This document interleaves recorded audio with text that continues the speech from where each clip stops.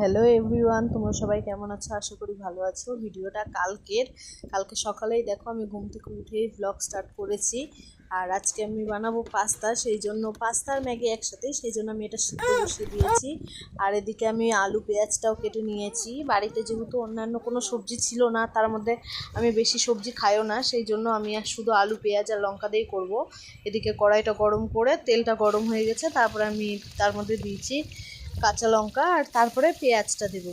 কি বলো তো, প্রথমে অনেকে হয়তো আলু পেঁয়াজ একসাথে মিক্স করে দেয়, আমিও কোনো সময় দিই, কিন্তু কোনো সময় আবার পেঁয়াজটা আগে ভেজে একটু ব্রাউন হয়ে যাওয়ার পরে যদি দেওয়া হয় এটা আরও বেশি টেস্ট লাগে। দেখো পেঁয়াজটা হালকা ব্রাউন হয়েছে, তারপর আমি আলুটা দিয়ে হলুদ লবণ দিয়ে এটা ভাজবো। হয়তো কড়াইয়ে অল্প একটু লেগে যায় যেহেতু পেঁয়াজ, সেই জন্য, কিন্তু বিশ্বাস করো খেতে খুবই ভালো হয়। তারপরে আমি একটা এখানে ডিম দিয়ে দিলাম। দেওয়ার পরে আমি এর মধ্যে কিছুই দেবো না, যা আছে মানে খুব অল্প জিনিসে বানাবো। তারপরে আমি যেহেতু আমরা সস খালি ইয়ের ওপর তোমার চাউমিন বা পাস্তার ওপর দিয়ে খাই না, সেই জন্য আমি ভাজার টাইমেই সসটা মিক্স করে দিই।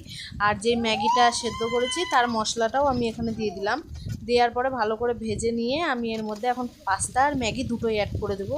দেওয়ার পরে যেহেতু এক হাতে ক্যামেরা করছি সেই জন্য অসুবিধা হচ্ছে একটু, তাই জন্য আমি একবারে এটা বানিয়ে তারপরেই তোমাদেরকে রেজাল্টটা দেখাচ্ছি। তো আজকের ভিডিওটা কেমন লাগলো জানিও। আর এই যে ফাইনাল লুক, এটা তো খুবই টেস্টি।